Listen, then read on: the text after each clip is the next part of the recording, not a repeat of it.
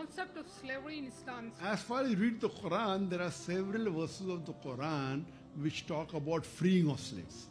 Slavery is against human rights. Quran is the only religious book on the face of the earth which gives the rules and regulation of how to treat a slave. Assalamu alaikum wa rahmatullahi wa barakatuh. Assalamu alaikum. My name is Shumaila Umar from Pakistan. I am working on women rights. So my question is regarding slavery. Slavery is against human rights. So what's the concept of slavery in Islam, especially female slaves and keeping relation with them with nikah or without nikah? This is quite some verses I read. It's quite confusing for me. Sister asked the question that she is doing research on women drive and she's saying that as far as slavery is concerned, what is the view of Islam, and can Muslim have slave, etc., etc. As far as you read the Quran, there are several verses of the Quran which talk about freeing of slaves. Talks about freeing of slaves. As you realize, Quran is a book which is to be followed till the last day. If you analyze the rules and regulations of the Quran was revealed at a time where slavery was very common. Quran is the only religious book on the face of the earth which gives the rules and regulation of how to treat a slave. You can't overburden a slave. There are rules and regulations kept.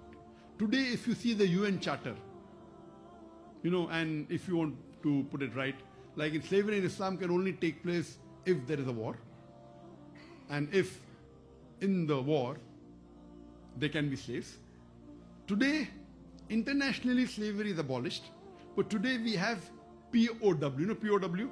Prisoner of war. Prisoner of war.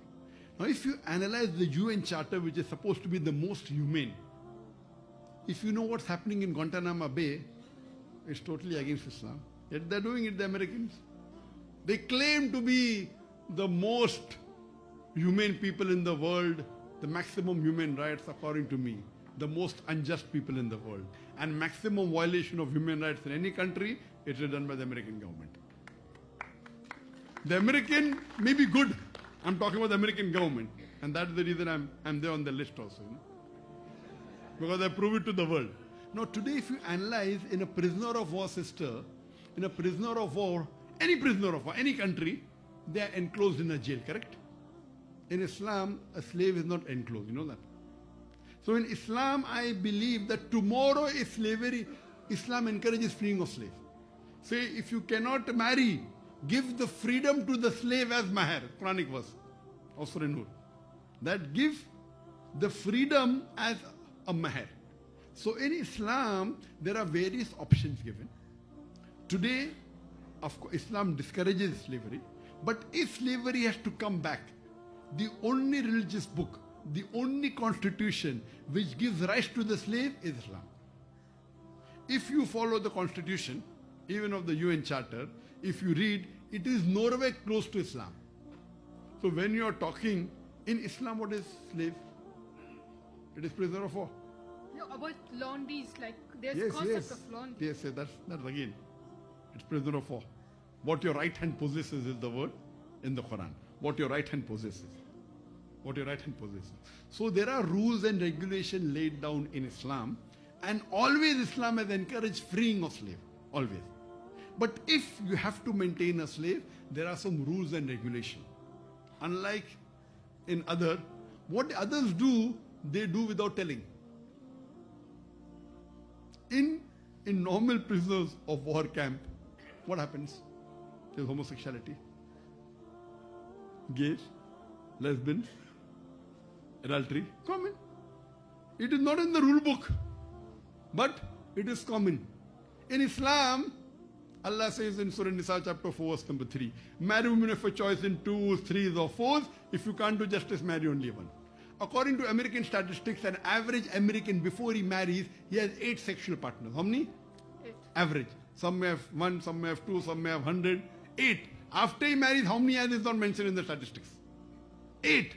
In Islam, having sex besides your wife, it is prohibited. Yes, when there is slavery, that was permitted. Today it's abolished. When there is. What you have to realize, it doesn't go down the throat. Islam doesn't say marry more than one wife is compulsory. According to me, it is mubah. But if you marry, you have to be just between your wife. And today in the world, there are more women than men. In USA alone, there are 4.8 million females more than male.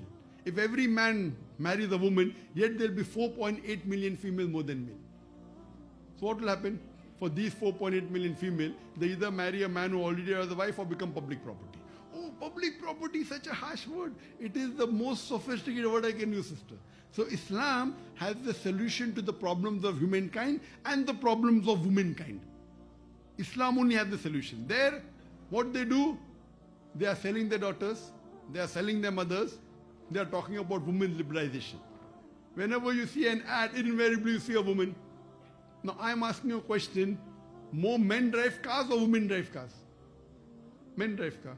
But in the ad of a car, you'll invariably find a woman. I was told in a very famous ad of BMW, in front of the car, there's a lady with a bikini saying, test drive her now. Who, the girl or the car? So they're selling their daughters, they're talking about women liberalization. They're actually selling their daughters, selling their mothers, selling their sisters. In Islam, we respect our mother. We respect our daughter, respect our sister. This is the hijab. They put the blame, oh, they are subjugating the woman by keeping her in hijab. We are not subjugating, we are uplifting. If this is subjugation coming in a bikini ad in front of a car, we are happy to be subjugated by the law of Allah subhanahu wa ta'ala. So what you have to realize, sister, it is more words, women liberalization. It is nothing but a disguised form of exploitation of body, dignity of soul, and deprivation of honor. In the garb of women liberalization, in the name of art and culture, they are selling their daughters.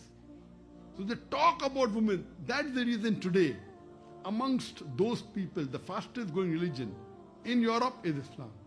In America is Islam. In the world is Islam. And out of those people accepting Islam, 2/3 are women, sister. Why? So if Islam is subjugating the women, why are the American women accepting Islam? Why are the European women accepting Islam? Because they find that Islam is the only religion which uplifts them and gives them respect, sister. And for more details, you can refer to my talk on the topic women rights in Islam. May peace, mercy and blessings of Allah subhanahu wa ta'ala, of Almighty God be on all of you.